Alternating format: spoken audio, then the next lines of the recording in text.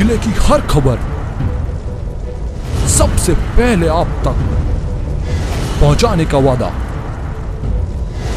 बस यही है एक इरादा।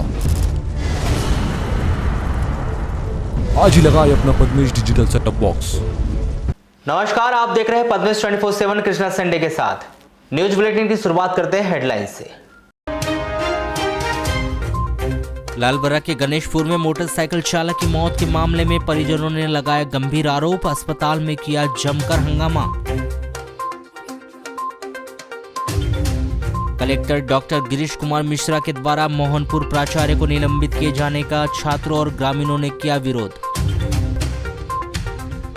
नए क्रेशर प्लांट लगाने के नाम पर 2 करोड़ 64 लाख रुपए की धोखाधड़ी के मामले में शारदा टेक्निकल सर्विसेज के मालिक गिरफ्तार। शहर के कालीपुतली स्थित हेमा पेट्रोल पंप के संचालक पर गंदा पानी पिलाने पर दर्ज हुआ मामला।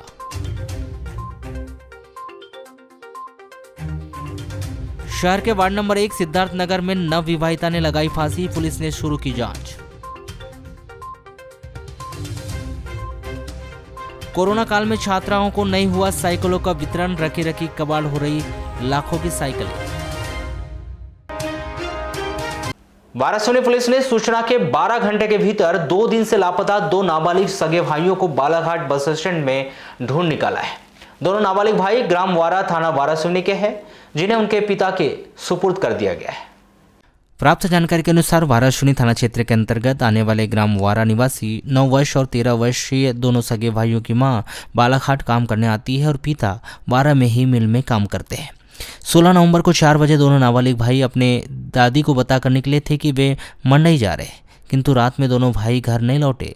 दूसरे दिन 17 नवंबर को भी घर नहीं आने पर परिजनों ने मोहल्ले, पड़ोस, आसपास के गांव में खोजबीन की, किंतु दोनों भाई नहीं मिले। 18 नवंबर को उनके पिता ने वाराणसी पुलिस थाना पहुंचकर वहां सूचना दी गई। 18 नवंबर की शाम 7 बजे करीब उप निरीक्षक भरत राय बस स्टैंड बालाघाट में ही दोनों भाई को ढूंढ रहे थे, तभी प्राइवेट बस स्टैंड की यात्री प्रतीक्षालय के पास दोनों भाई दिखाई दिए, जिनसे पूछताछ करने पर उन्होंने 12 निवासी होना बताया। इस दौरान उनके पिता भी पहुंच चुके थे। उप निरीक्षक भरत राय ने दोनों नाबालिग दोनों भाइयों को उनके पिता के सुपुर्द कर दिया गया। इस प्रकार सूचना के 12 घंटे के भीतर दोनों नाबालिग सगे भाइयों को वाराणसी पुलिस ने ढूंढ निकाला है।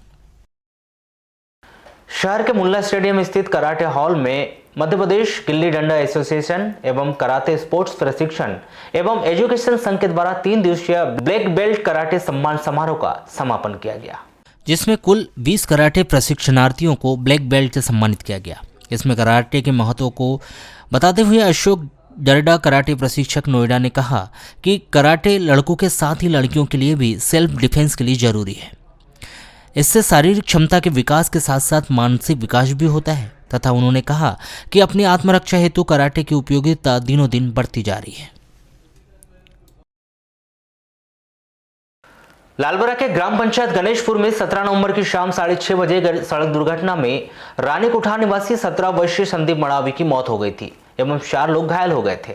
सड़क हादसे में आदिवासी युवक संदीप मड़ावी की मौत होने के बाद ग्रामीणों व परिजनों का आक्रोश बढ़ गया एवं ग्रामीणजनों व परिजनों ने स्वास्थ्य विभाग पर लापरवाही का आरोप लगाते हुए कहा कि अगर एम्बुलेंस में ऑक्सीजन लगा दिया जाता एवं अस्पताल में संदीप को लाया जाता तो उसकी जान बच सकती थी।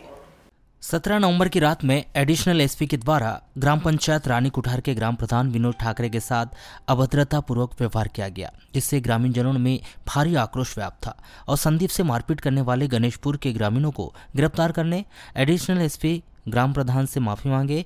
स्वास्थ्य विभाग के लापरवाही अधिकारी कर्मचारी को निलंबित करने की मांग को लेकर 18 नवंबर को सुबह 10 बजे से रानी कुठार के ग्रामीणजन, परिजन व जन प्रतिनिधियों ने अस्पताल का घेराव कर विरोध प्रदर्शन किया। इस विरोध प्रदर्शन के दौरान अस्पताल परिसर में दोपहर 2 बजे तक गहमा गहमी का माहौल बना रहा और ग्रामीणों की प्रमुख मांग थी कि एडिशनल एसपी के द्वारा ग्राम प्रधान से माफी मांगी जाए। वह जिन लोगों के द्वारा संदीप के साथ मारपीट की गई है जिससे उसकी मौत हुई है, उन्हें गिरफ्तार व स्वास्थ्य विभाग के लापरवाही कर्मचारियों को निलंबित करने की मांग पर वे अड़े रहे और उक्त कार्रवाई होने के बाद ही मृतक युवक का पोस्टमार्टम होने की बात कही गई। जिसके बाद एसडीएम संदीप सिंह, एसडीओपी अरविंद श्रीवास्तव व पुलिस बल आक्रोशित ग्रामीणजनों को समझाने का प्रयास करते रहा, जिसमें ग्रामीणों ने प्रशासन से मांग की कि संदीप मड़ावी की गणेशपुर के निवासियों ने मारपीट कर हत्या की है। उनके खिलाफ धारा 153A, 302 आईपीएस की धारा 39, 149 के तहत कार्रवाई, लापरवाही 108 के चालक व स्वास्थ्य कर्मचारी, एएमटी व अस्पताल प्रबंधन के जिम्मेदार अधिकारी कर्मचारियों को तत्काल हटाने की मांग की, जिस पर प्रशासन के द्वारा आक्रोशित ग्रामीणजनों को उक्त मांगे पूर्ण करने का आश्वस्त किया गया। जिसके बाद दोपहर 2 बजे ग्रामीणजनों व परिजनों का आक्रोश शांत हुआ और पोस्टमार्टम कर शव परिजनों को सौंप दिया गया है एवं प्रशासन को चेतावनी भी दी है कि 3 दिन के अंदर उक्त मांगे पूर्ण नहीं होने पर उग्र आंदोलन व चक्काजाम सर्व आदिवासी समाज के द्वारा किया जाएगा, जिसकी जवाबदारी शासन प्रशासन की होगी। सर्व आदिवासी समाज के संगठन के अध्यक्ष भुवन सिंह कुर्राम, लालबरा आदिवासी समाज ब्लॉक अध्यक्ष झनकान सिंह उइके, सरपंच विनोद ठाकरे व पाल सिंह बाड़ीवा ने बताया कि संदीप की मौत दुर्घटना से नहीं बल्कि मारपीट से हुई है और स्वास्थ्य विभाग के द्वारा समय पर उपचार कर दिया जाता तो संदीप की मौत नहीं होती। यह सब स्वास्थ्य विभाग की लापरवाही के कारण ही हुआ है।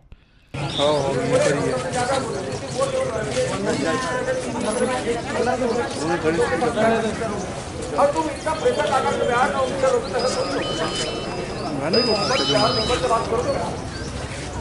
होता है अचानक किसी को अटैक आ जाए कुछ नहीं तो पुलिस प्रशासन में ये नियम मानवीयता नहीं है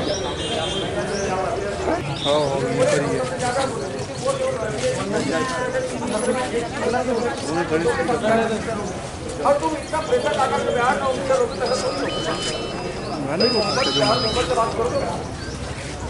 होता है अचानक किसी को अटैक आ जाए कुछ नहीं तो पुलिस प्रशासन में ये नियम क्या हो जाए बड़े पता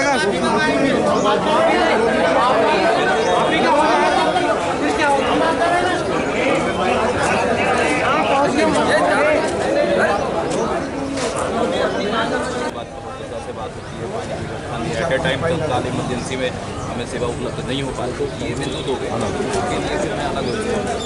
ठीक है, बाकी अब कल की घटना जो भी हुई अब तो उसमें तुम भी थे क्योंकि तुम्हारे साथ भी तुम्हारे लोगों के बीच क्योंकि आज कोई भी आक्रोशित होता है, ठीक है, पुलिस प्रशासन भी अपना काम में लगा रहता है, 24 घंटे ही आप लोगों के लिए लगे। कहीं भी कोई भी अगर अव्यवस्था फैलती ना तो पुलिस ही आती है, कोई भी हादसा होता है तो थाने से गाड़ी जाती, रात हो दिन हो 24 घंटे आप लोगों के लिए, ठीक है। तो एकदम से एक पक्ष आप मत रखो कि पुलिस वाले हमारे साथ ही करते हैं, अभी बता रहे थे प्रधान जी कि हमारे ऐसा नहीं सुनो मैं बता रहा हूँ, 19-20 चीज़ें होती हैं हम लोग के समाज में सिस्टम में 19-20 चीज़ें होती हैं, हारने का हम थोड़ा सा एक ऑप्शन भी रखते हैं, जैसे हारने के तरीके आप गलत बोल रहे हैं नहीं सर, शब्दों का चयन सही होना चाहिए बस, शब्दों का जो सबको पूरा परिचय। मैं भुवन सिंह कुर्राम, मैं मध्य प्रदेश सर्व आदिवासी समाज जिला अध्यक्ष क्या लालगढ़ पहुँचे आपने और अस्पताल में क्या जी, मुझे आज सुबह 9 बजे हमारे जो यहाँ के संगठन के पदाधिकारी हैं उन्होंने मुझे बताया कि गत रात्रि शाम को 6 बजे गणेशपुर में वहाँ के लोगों ने सार्वजनिक रूप से मारपीट की, उससे कुछ गलती हुई होगी तो उस वजह से मारपीट करने के कारण उसका देहांत हो गया है। तो उसी के लिए हम लोग यहाँ पे आए हुए हैं क्योंकि कहीं ना कहीं चिकित्सा विभाग की भी लापरवाही उसमें रही है। जब वो उससे जो वहाँ मारपीट की गई थी और वो जो घायल हो गया था बुरी तरह से, तब वहाँ पे जब जो प्री ट्रीटमेंट उन्हें होना था, प्राथमिक उपचार जिसे कहते हैं, तो 108 की जो एम्बुलेंस वहाँ पहुँची थी उसमें ऑक्सीजन भी नहीं था और कहीं ना कहीं कर्मचारियों की बहुत बड़ी लापरवाही रही। समय पे अगर उसका उपचार हो गया होता तो शायद वो उसकी मौत नहीं होती। अभी हम ये मांग कर रहे हैं कि भाई जो गणेशपुर में जो सार्वजनिक रूप से मारा गया उसे एक मॉब लिंचिंग के तहत उसकी कार्रवाई हो, क्योंकि उसमें मॉब लिंचिंग की एक धारा लगती है 153A, उसके तहत में मामला पंजीबद्ध होना चाहिए और जब उसकी हत्या हो चुकी है तो उसे 302 के तहत मामला बनता है। उचित कार्रवाई हो और जो वहाँ से जो एम्बुलेंस में लाया गया उसमें ऑक्सीजन की नहीं रहने के कारण और स्वास्थ्य विभाग हॉस्पिटल में जो है स्वास्थ्य विभाग की जो लापरवाही बरती गई उसको भी सुधार में लाए और वो जो लापरवाही किया है डॉक्टरों ने उन पर भी उचित कार्रवाई हो और जो आपने तो 3 दिन अल्टीमेटम दिया, 3 दिन बाद कार्रवाई नहीं होगी तो क्या रहेगी रणनीति आपकी? 3 दिन के अंदर अगर कार्रवाई नहीं हुई, जो लोगों ने उनको हत्या की है, बेरहमी से मारा गया है, ऐसी स्थिति में उन पर अगर कार्रवाई नहीं होती है तो हम उग्र आंदोलन के रूप में हमारे सारे सगा समाज ब्लॉक जिला स्तर पे सारे संगठनों सहित मतलब थाने के सामने धरना प्रदर्शन किया जाएगा। आज में यहाँ से हमारे तहसीलदार महोदय जी और थाना प्रभारी महोदय जी से भी बातें हुई। काफ़ी पब्लिक गाँव के आकर तुरंत ही कार्रवाई चाह रहे थे। उस समय तहसीलदार महोदय और PI महोदय के कहने पर मैं अपने ग्राम के 5-7 लोगों के साथ में थाना मुझे बुलाया गया। मैं गया थाना, एक मृतक के साथ में जो 2 लोग थे उनका बयान करवाने के लिए। तो हमारे यहाँ लालबरा थाने में बालाघाट से सोलंकी साहब, हाँ सोलंकी जी थे, वो आए थे बयान ले रहे थे। तो काफ़ी दबाव दे रहे थे वो बच्चों के ऊपर। तो मैंने कहा सर बच्चे काफ़ी डरे हुए हैं, आप इतना प्रेशर देकर के बयान अभी ना लें। तो उन्होंने मेरे साथ में काफ़ी अभद्र व्यवहार किया। अभी क्या मांग कर रहे हैं आप लोग? अभी 2 बजकर अब तक PM नहीं हो पाया है और आगे क्या कर रहे हैं? मांग यही है कि जो कंडीशन एक्सीडेंट हुआ, एक्सीडेंट होने के बाद में जो घटना वहाँ पर घटी और ग्रामवासियों के द्वारा मारा गया, तो एक तो ये प्रतीत है कि लड़का एक्सीडेंट और दुर्घटना से इसकी मृत्यु नहीं हुई है, इसके हत्या की गई है। तो इस प्रकार की हत्या ना हो। तो वो कहाँ से मंडा जा रहे थे, उनके साथ दुर्घटना हो गई। अब उसमें तो कहाँ पे हुआ? गणेशपुर। तो फिर कैसे क्या हुआ? फिर क्या हुआ उसके बाद? उसके बाद तो कुछ जानकारी नहीं, हम लोग आए यहाँ, हम लोगों को फोन के माध्यम से हुआ। हाँ, तो हम लोग पहुँचे। क्या बता रहे हैं? उनके साथ में तो 2 लोग थे और उन्होंने क्या बताया? वही बता रहे थे कि हमारे को बहुत मारपीट हुई। हाँ, लड़का भग रहा था, किसकी मृत्यु हुई है, वो भग रहा था तो उनको पकड़े और बहुत मारे। उनके मारने से ही मौत हुई? हाँ ठीक है। एम्बुलेंस में पहुंची तो उनकी सुविधा नहीं थी, पानी बोल रहे थे, पानी नहीं मिला, ऑक्सीजन नहीं मिला उनको, इतने चाहते। ग्राम पंचायत पांढरवानी के ग्राम प्रधान अनीस खान ने बताया कि यह बहुत ही दुखद ही घटना है और स्वास्थ्य विभाग की लापरवाही के कारण ही संदीप की मौत हुई है। तो ग्रामीण जनों का फ़ोन आया तो जिसे देखते हुए मैं तत्परता से यहाँ आया और मुझे बहुत दुख है कि जो है इस बच्चे का जो आकस्मिक निधन हुआ है तो उससे सबको पीड़ा है और हम पूरे आदिवासी समाज के साथ में इस संबंध में दोषियों पर कार्रवाई की जानी चाहिए और इस संबंध में तत्काल जांच होनी चाहिए। क्या लग रहा है सर? क्या लग रहा है आपको जो घटनाक्रम हुआ? इस घटनाक्रम में निश्चित रूप से यहाँ का जो चिकित्सा विभाग है इसकी भी घोर लापरवाही उजागर हुई है। जब बच्चे का एक्सीडेंट हुआ था तो उसका निश्चित रूप से तत्काल उपचार करना था। यहाँ के हमारी तो मांग है कि यहाँ के BMO को भी तत्काल हटाया जाए और जो इन लोगों ने आदिवासी समाज की और सर्व समाज की जो ग्रामीण जनों की जो मांग है कि जो जो इसमें दोषी हैं उनको तत्काल यहाँ से हटाया जाए, निलंबित किया जाए और यदि किसी प्रकार की शासन प्रशासन द्वारा यहाँ कार्रवाई नहीं की जाएगी तो 3 दिन बाद जो इन लोगों ने अल्टीमेटम दिए हैं सामाजिक लोगों ने, रानी कोठार ग्रामवासियों ने, हम इनके साथ निश्चित रूप से खड़े रहेंगे। BMO डॉक्टर ऋतिक पटेल ने बताया कि स्वास्थ्य विभाग के द्वारा एम्बुलेंस में ही उपचार किया गया, किंतु उपचार के दौरान संदीप की मौत हो गई। जो लापरवाही का आरोप लग रहा है सभी आरोप निराधार है। कल दरमियान 6:30 बजे के आसपास 108 एम्बुलेंस पहले मरीज को लेने गई थी और 108 एम्बुलेंस के द्वारा ड्यूटी डॉक्टर को इन्फॉर्म किया गया कि ऐसा पेशेंट लेके आ रहे हैं। ड्यूटी डॉक्टर एम्बुलेंस के आने के पहले ही CHC लालबर्रा में आ चुके थे। जब एम्बुलेंस आई ड्यूटी डॉक्टर ने एम्बुलेंस में ही चढ़ के पेशेंट को चेक किया और फिर उसके बाद में उन्होंने ऑक्सीजन तुरंत ऑक्सीजन की 108 एम्बुलेंस में उपलब्ध ऑक्सीजन लगाई। उसके बाद में ड्यूटी पे उपस्थित स्टाफ नर्स को ज़रूरी इमरजेंसी ट्रक बताया, उन्होंने उसको लोड किया और जब 7:15 के आस मतलब जब ड्यूटी डॉक्टर इंजेक्शन लगाने गए थे तब पेशेंट एक्सपायर हो गया। पेशेंट एम्बुलेंस से नहीं उतारा गया था, एम्बुलेंस में ही उसका तुरंत उपचार स्टार्ट करने की व्यवस्था की जा रही थी, ऑक्सीजन लगा दी गई थी। सिस्टर ने इंजेक्शन लोड करके जब तक पेशेंट के पास गए तब तक पेशेंट एक्सपायर हो गया। जी। पद्मेश 24/7 से SDM संदीप सिंह, SDOP अरविंद श्रीवास्तव ने बताया कि सड़क दुर्घटना में रानी कुठार के 17 वर्षीय युवक की मौत हो गई, जिसमें परिजनों व ग्रामीणजनों का आरोप है कि संदीप की दुर्घटना से नहीं बल्कि गणेशपुर के ग्रामीणों के द्वारा मारपीट करने से मौत हुई। आक्रोशित ग्रामीणजनों को आश्वस्त कर दिया गया है, मामले की जांच कर दोषी पाए जाएंगे, उन पर कार्रवाई की जाएगी। लोगों का आक्रोश है और जो हॉस्पिटल का मैनेजमेंट है उससे रिलेटेड लोगों का आक्रोश है कि यहाँ का प्रबंधन ठीक नहीं है। डॉक्टर्स भी हैं, नर्स भी हैं, स्टाफ भी है, इसके बावजूद भी लोगों को जो सुविधा जिस समय मिलनी चाहिए तत्काल वो नहीं मिल पा रही है कहना है। और इस संबंध में ज्ञापन भी दिया गया है। इसके लिए मैं ऊपर लेवल पर भी जांच के लिए भेज रहा हूँ CHMO साहब को। अगर ऐसा लगता है कि किसी के द्वारा ये गलती की गई है अनजाने में चाहे जाने में, लेकिन अगर किसी की जान जा रही है तो गलती से जा रही है, तो वो व्यक्ति को हो सकता है यहाँ से हटाएगा, उस पर कार्रवाई हम लोग स्थापित करेंगे। जो एक्सीडेंट हुआ, बच्चे का डेथ हुआ, उससे आक्रोशित है और इनको क्या है जल्दी से जल्दी न्याय की इनकी मांग है। इनका आक्रोश ये है कि हमको जल्दी से जल्दी आप न्याय करके दे दो। 2-3 बिंदुओं पे इनकी डिमांड है। हम लोग कोशिश कर रहे हैं पुलिस विभाग में, हालांकि FIR वगैरह दर्ज हो गई, पुलिस टीम अपना काम करेगी और जो भी गुनहगार जो इसमें संलिप्तता उनको निकाल के यही कार्रवाई करेगी उसमें। ये कल एक एक्सीडेंट घटना हुई थी, इस पर पूरा कायम है। आज उसका PM कराया गया है और ग्रामीण जनों की कुछ मांग थी, उसका उन्होंने ज्ञापन दिया है वरिष्ठ अधिकारियों को, जिसे हम आवश्यक कार्रवाई के लिए भेज रहे हैं। और इस घटना से जुड़ी हुई जो भी बारीकियां हैं, जो भी तथ्य सामने आएंगे उसमें विधि अनुसार हम कार्रवाई करेंगे। सर एडिशनल SP जो आए थे बालाघाट से, उनके द्वारा भी सरपंच के साथ में अपत्र व्यवहार किया गया। इस बारे में मेरे वरिष्ठ हैं, मैं ज़्यादा कहना उचित नहीं समझूंगा। कल के माहौल में दोनों तरफ से बातें हुई हैं, दोनों तरफ से बातें हुई हैं और ऐसा कुछ भी नहीं था। थोड़ा समझ की कमी रह गई थी, इसलिए ऐसी बात हो गई। क्योंकि डेड बॉडी यहाँ रखी हुई थी, लोग आक्रोश में थे, हल्ला में ज़्यादा कुछ समझ नहीं पाए एक दूसरे को क्या हो गया। सर गणेशपुर में जो घटना हुई सर, उसमें ग्रामीणों की मांग है कि लड़के की एक्सीडेंट से मौत नहीं हुई है, मारे वहाँ। ये जांच का विषय है जिसकी जांच की जा रही है। कलेक्टर डॉक्टर गिरीश कुमार मिश्रा के द्वारा शिक्षा व्यवस्था में कसावट लाने के लिए बीते कई दिनों से अभियान चलाया जा रहा है। इसी कड़ी में 17 नवंबर को दक्षिण बैहर के अंतर्गत आने वाले मोहनपुर सहित अन्य स्कूलों का कलेक्टर श्री मिश्रा के द्वारा निरीक्षण किया गया था। निरीक्षण के दौरान मोहनपुर स्कूल सहित आसपास के स्कूलों में अनियमितता के मामले में मोहनपुर के प्राचार्य CK मेश्राम को निलंबित करने के साथ ही 10 शिक्षकों की एक वेतन वृद्धि रोकने के आदेश दिए गए थे।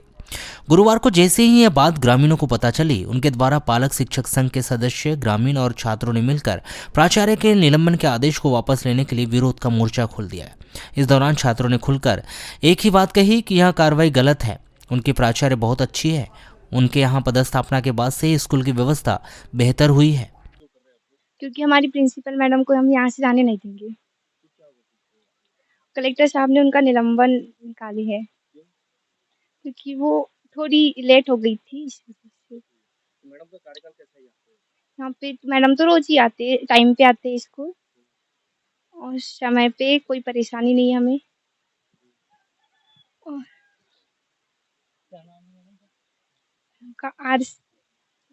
चित्ररेखा मेश्राम। कलेक्टर महोदय जी कल 10:30 बजे यहाँ आए थे। उस टाइम पे सभी शिक्षक तो नहीं पहुँचे थे, तो उन्होंने निलंबन प्राचार्य मैडम का निलंबन घोषित कर दिया। रेगुलर आते हैं, टाइम पे परेड भी लगते हैं हमारे। कि प्रिंसिपल मैडम का निलंबन ना हो और हमारे सारे शिक्षक यहीं रहे।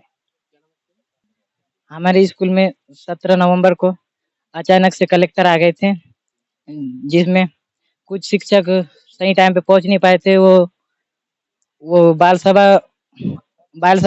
दिवस का आयोजन करना चाहते थे, इसलिए उसकी सामग्री लेने के लिए बालाघाट में कुछ उनको टाइम हो गया, इसलिए वो समय पे नहीं पहुंच पाए और बाकी शिक्षक कलेक्टर साहब को नहीं मिले, इसलिए उन्होंने प्राचार्य महोदय को निलंबन घोषित कर दिया गया। ये गलत है सर जी। हमारी मैडम रोज आती है, समय पे आती है, हमारे सारे परेड भी लगते हैं। हमारी मैडम का निलंबन रुकवा देना था। 14 टीचर हैं, सब आते हैं, सब परेड लेते हैं। नहीं, हम अपने कहने पे कर रहे हैं। छात्र छात्राओं के साथ मौजूद पालक शिक्षक संघ के पदाधिकारियों ने कहा कि जब से इस स्कूल में प्राचार्य मैडम और शिक्षक लोग पदस्थ हुए हैं, तब से हमें इनके बारे में कोई शिकायत नहीं आई। हमारे बच्चे के द्वारा हर समय शिक्षकों की प्रशंसा की गई है, पढ़ाई अच्छी होना बताया गया है। शिक्षक लोग रोजाना समय पर ही स्कूल आते हैं और पढ़ाते हैं। हमारा यही कहना है कि जिला प्रशासन से शिक्षकों की वेतन वृद्धि न रोकी जाए और प्राचार्य का निलंबन भी रोका जाना चाहिए।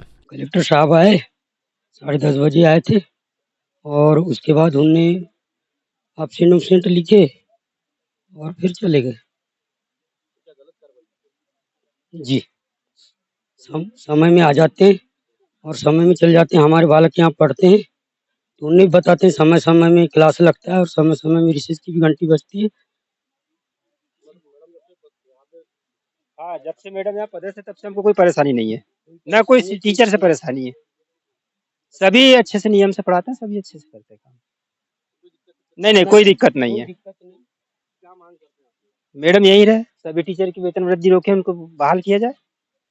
इस संबंध में कलेक्टर डॉक्टर गिरीश कुमार मिश्रा से मोबाइल पर चर्चा करने का काफ़ी प्रयास किया गया, लेकिन फ़ोन रिसीव नहीं किए जाने के कारण उनसे संपर्क नहीं हो पाया।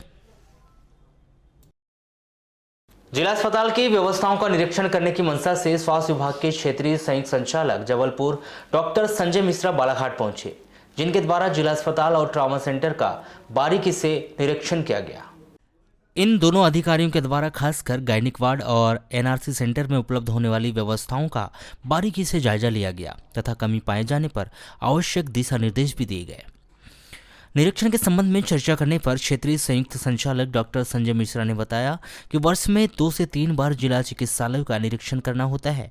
अस्पताल में किस तरह की व्यवस्थाएं हैं तथा मरीजों को इलाज कैसा मिल पा रहा है, शासन के निर्देश के अनुसार सुविधा प्रदान की जा रही है या नहीं, यह सभी चीज़ें देखी जाती है। भोपाल में घटना होने के बाद शासन का एसएनसीयू पर ज़्यादा जोर है, उनमें फायर सेफ्टी है या नहीं, वहाँ के स्टाफ को इसके संबंध में ट्रेनिंग के संबंध में पूरी जानकारी है या नहीं, यह भी देखा जा रहा है। जी देखिए, क्या है कि ये एक रूटीन कहना चाहिए निरीक्षण रहता है, जो हमारी टीमें बाहर से भी आती हैं और बाहर की टीमें हम लोगों को निर्देश देती हैं कि जिला चिकित्सालयों का निरीक्षण करना है और हमें साल में कम से कम 2 से 3 बार ये निरीक्षण करना होता है कि अस्पताल में व्यवस्थाएं कैसी हैं, मरीजों को किस तरह का इलाज मिल रहा है, क्या सुविधाएं प्रदान की जा रही हैं जैसे शासन के निर्देश हैं, और यदि उसमें कुछ असुविधा है या कुछ कमी है तो उसको किस तरह से अपन पूरा कर सकते हैं। तो अभी तो जितने भी जिला चिकित्सालय हैं उसमें शासन ने सेंट्रल लैब शुरू की है, आपने देखा भी होगा। उसमें करीब करीब 102 तरह के ब्लड और यूरिन टेस्ट होने लगे हैं और काफ़ी अच्छी मशीनें हैं, काफ़ी अच्छे टेक्नीशियंस हैं, ये सुविधा बढ़ी है।